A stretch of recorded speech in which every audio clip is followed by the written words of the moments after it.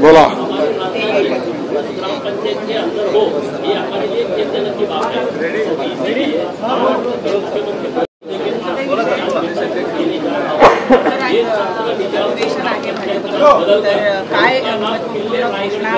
अपेक्षित असलेली घोषणा आज होणार आहे का?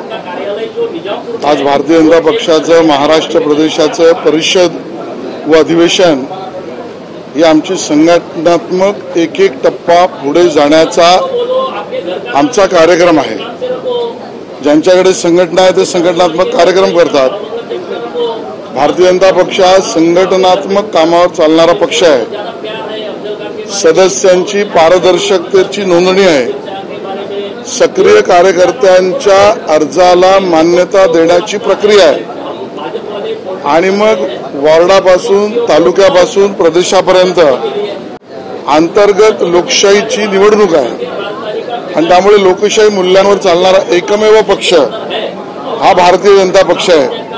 ज्यांच्याकडे संघटना नाही, लोकशाही प्रक्रिया नाही, ते धाक दपटशाही वर्तमानपत्र आणि दूरचित्रवाणीवर चालणारे पक्ष आहेत आणि त्यामुळे भारतीय जनता पक्षात अभिमानाने, गौरवाने, आनंदाने भारतीय जनता पक्षाचा नवीन प्रदेश अध्यक्ष याची घोषणा आज होणार आहे आणि मग प्रदेश अध्यक्ष पुढच्या काळामध्ये काय कार्यक्रम करणार याची सुद्धा घोषणा त्या ठिकाणी होईल। परंतु मुंबई महानगरपालिकेच्या निवडणुकीच्या पार्श्वभूमीवर मुंबई अध्यक्ष सुद्धा बदलतील अशी शक्यता होती, परंतु आता असं कळत आहे की तुमच्याचकडे हा कार्यभार पुढचा काही कालावधी महापालिकेच्या निवडणुका होईपर्यंत राहील। हे मला तुमच्याकडूनच कळतंय।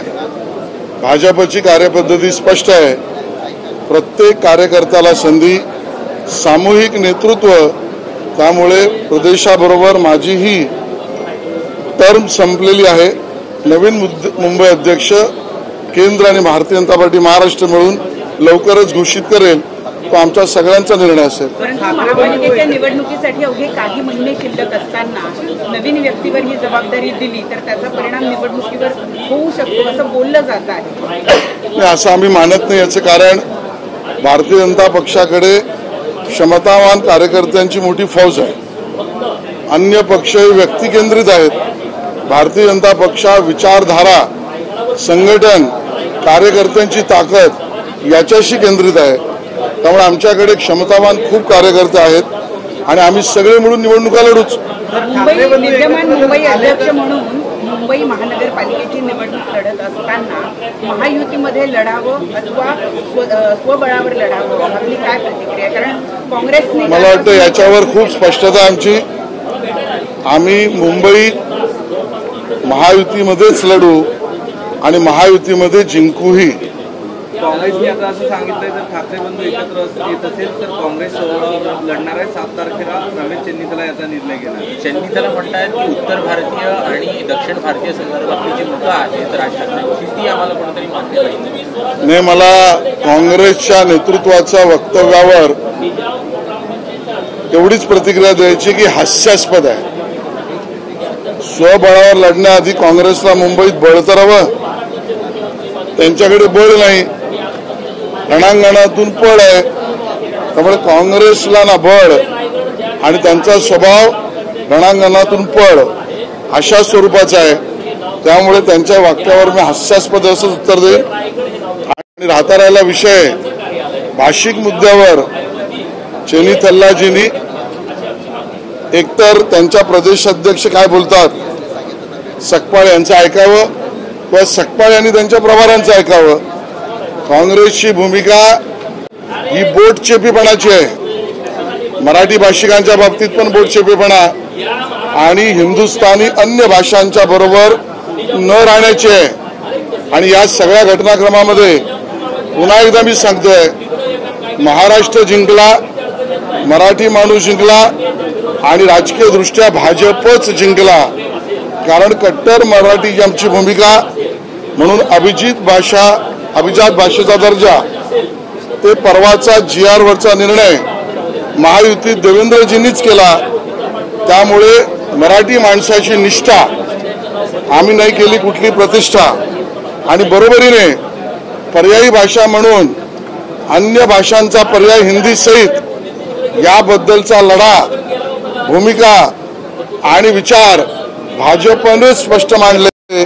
त्यामुळे हिंदुस्थानी भाषांचे समर्थक तर मराठीचे कट्टर आणि हिंदुस्थानी भाषाचे समर्थक ही भूमिका भाजपचीच आणि म्हणून आमचाच राजकीय विजय झाला हे माझं म्हणणं आहे। दोन ठाकरे एकत्रित येणार याचं भय किंवा याची धास्ती घेतली आणि म्हणून भाजपनं निर्णय बदलला असं बोललं जात आहे। आणि हे जरी खरं असलं तरी दुसरीकडे आपणच आधी भूमिका अशी घेत होता की हिंदी जी आहे ही भारतीय एक भाषा आहे आणि त्यामुळे ती जर 3 भाषा म्हणून शिकवली इतर भाषा म्हणून तर काही अडचण नसेल।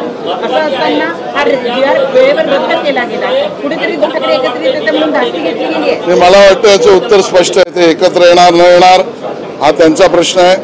कुटुंबाने एकत्र राहिलंही पाहिजे, कारण कुटुंब व्यवस्था ही समाजाची आणि आमच्या हिंदू धर्माच्या कार्यपद्धतीचा भाग आहे, म्हणून याला आमचं समर्थनच आहे।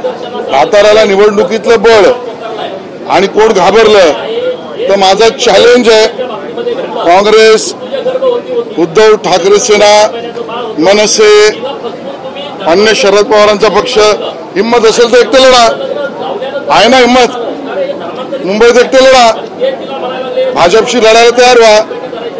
त्यामुळे घाबरलेली बळ याचं उत्तर आम्हाला देऊ नका, माझा चॅलेंज आहे, हिम्मत असेल तर एकटे लढायला समोर या। भाजपमध्ये जोरात इन्कमिंग सुरू आहे, आज सुद्धा मोठे मोठे पक्ष होणार आहेत, कुणाल पाटील येतात, स्थानिक आमदार नाराज सीमा त्या सुद्धा नाराज होत्या अशी चर्चा होत्या।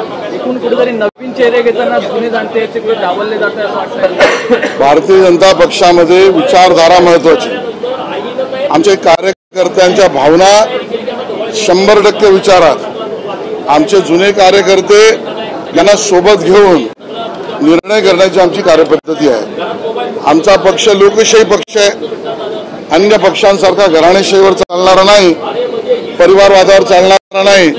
तर जो जो आमच्या विचारधारेत येईल त्या योग्य विचारधारा देणाऱ्या व्यक्तीला आम्ही स्वागत सर्व सहभागितेने करणार। सर, 2 ठाकरे 5 तारखेला एकत्रित जल्लोष मेळावा करतायत, दोन्ही ठाकरेंची भाषणं या कार्यक्रमाला करतायत, तुम्हाला काय वाटतं, कुणाचं भाषण उत्तम असेल, तुम्ही ही दोन्ही भाषणं ऐकाल? मला असं वाटतं की यांची भाषणं होतील, नाही होतील, एकत्र होतील, एका विचारावर होतील, याच्यावर प्रतिक्रिया देण्याचा आमचा अधिकार काय? त्यांचा पक्ष आहे, त्यांचे नेते आहेत, त्यांचे प्रमुख आहेत, त्यांनी भूमिका घ्याव्या। आणि जल्लोष करायचा असेल तर त्या दोघांना एवढंच म्हणेल की ज्यांनी या GR वर मराठी माणसाची निष्ठेची भूमिका घेतली त्या देवेंद्रजींचं अभिनंदन जरूर करावं, तिकडे कद्रूपणा करू नये, तेवढा भाषणात उल्लेख जरूर करावा। राष्ट्रीय शेतकरी दिवस आहे, आता उद्धव ठाकरे कुठल्या तरी मुद्द्यावर एकत्र येत असेल, तुमच्यासाठी येत असेल किंवा मंचावर नारायणांनी दिली आहे उद्धव ठाकरे यांच्याबद्दल, उद्धव ठाकरे यांनीच राज ठाकरेंना छळलं बघा, त्यावेळेपासून नारायण राणे त्या पक्षात होते, त्यांचे संपर्क संबंध आणि व्यक्तिगत नाती सुद्धा होती, त्यामुळे त्यांनीच या विषयावर बोलणं सोयीचं आहे। बाकी सार्वजनिक माध्यमांमध्ये ज्या घटना आहेत त्या तुम्हालाही माहिती आहे। मला असं वाटतं त्या दोघांनी एकत्र येणं न येणं, कुटुंबाने एकत्र येणं हा सर्वस्वी त्यांचा प्रश्न आहे, याच्यावर आज आम्ही प्रतिक्रिया देत नाही।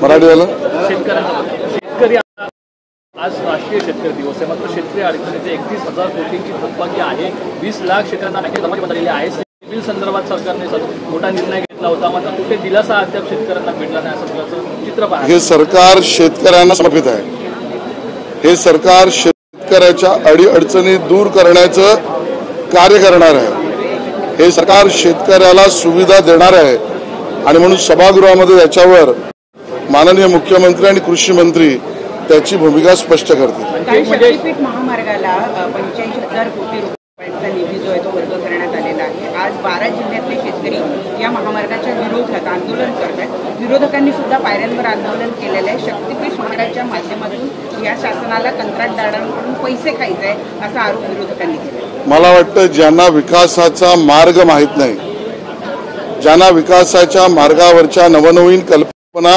सुचत नाही, ज्यांना विकासाच्या महामार्गातली शक्ती राज्याला बळ देणार आहे हे ज्यांच्या गावात नाही, ते असे एका अर्थाने बेतालुक असे आरोप करतात। यांच्या आरोपात काही तथ्य नाही, महाराष्ट्राचं हित आणि महाराष्ट्रातल्या शेतकऱ्यांसहित उद्याचं भविष्य याच्यावर काम करणारं मानवतावादी चेहऱ्याचं सरकार हेच देवेंद्रजी एकनाथ शिंदे आणि अजितदादांचं सरकार आहे.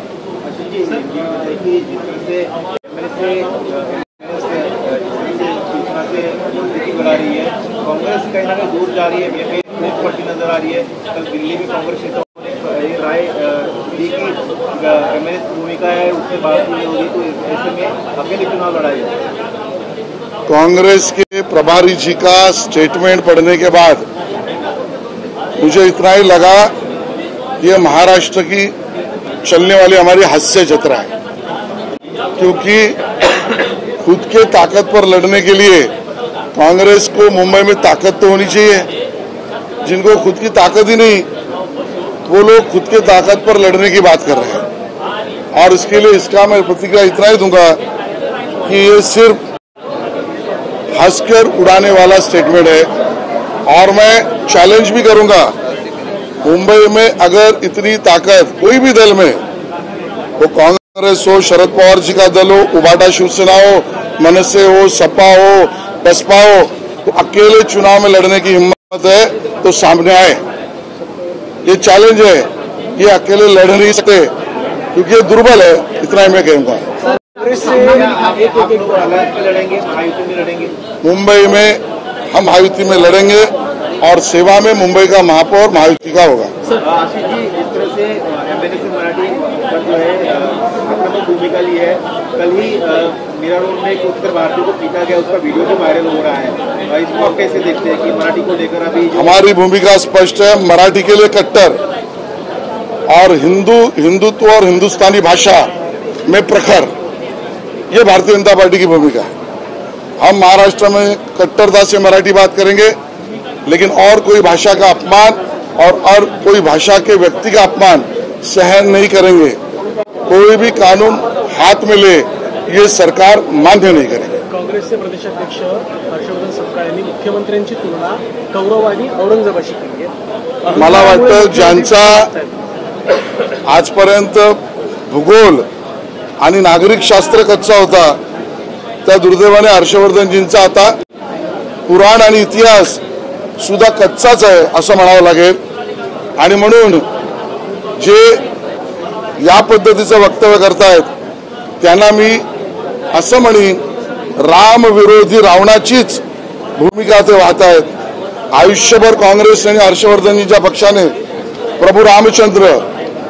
प्रभू रामचंद्राचं अस्तित्व, रामसेतू या सगळ्या विरोधात भूमिका घेतल्या. त्या हर्षवर्धनजींचं वक्तव्य आणि भूमिका ही रावणाची आहे असं म्हणावं लागेल. सर, आज सामना में लिखा गया है कि जैसे ऑपरेशन सिंदूर एक अपयश था, वैसे ही ऑपरेशन हिंदी भी महाराष्ट्र सरकार के ऐसा कोई न्यूज़पेपर है? मेरी जानकारी में तो नहीं है.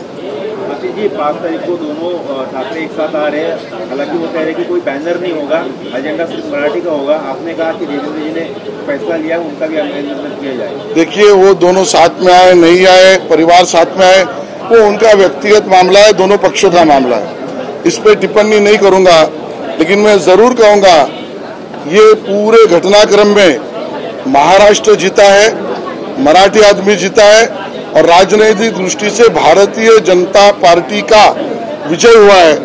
क्योंकि कट्टर मराठी इस नाते मराठी भाषा को अभिजात भाषा का दर्जा से लेकर इस जीआर से पैदा होने वाली जो भी भ्रांति है उसको दूर करने का निर्णय ये महायुति ने, देवेंद्र जी ने किया. ये हमारी कट्टर मराठी भाषा की भूमिका और हिंदुस्तानी भाषा ये पर्यायी भाषा होनी चाहिए, इसमें भी हम अंत तक ठाम है. ये हमारी हिंदुस्तानी, हिंदुत्व और हिंदू इस विषय में प्रखर भूमिका और इसके नाते विजय हमारा हुआ. अब दोनों भाषण क्या करेंगे उनका सवाल है, लेकिन अगर वो प्रामाणिक है तो अपने भाषण में देवेंद्र जी का अभिनंदन उनको करना ही पड़ेगा. निर्णय उन्होंने किया, ये मन का कद्रूपन वो ना करें. आशीष जी ने विरोध प्रदर्शन किया सीढ़ियों पर और सरकार को गजनी कहा कि सरकार ने वादे किए लेकिन सरकार भूल गई. मुझे लगता है जो जीवन भर प्रिंटिंग मिस्टेक की राजनीति करते रहे उनके बुद्धिमत्ता में अभी बेसिक मिस्टेक हुई है और इसके लिए बेतुका बयान वो कर रहे हैं. आशीष जी, हिंदी भाषा करके मुद्दा है ना, कुछ राजनीतिक पार्टी जो है वो नॉर्थ इंडियन को अटैक कर रही है, उनको मार रही पीट रही है और बोले कि अगर आपको मराठी नहीं आती तो अब इस राज्य में नहीं रहेंगे। मराठी की कट्टरता, हिंदुत्व और हिंदुस्तान, इसमें प्रखरता, ये हमारी भूमिका है। हम मराठी के लिए बहुत कट्टर है, लेकिन अन्य भाषा या भाषिक का अपमान ये हमें मान्य नहीं है। कानून व्यवस्था और सरकार ऐसी कोई घटना होगी तो उसके ऊपर कड़े कदम उठाएगी। Okay sir.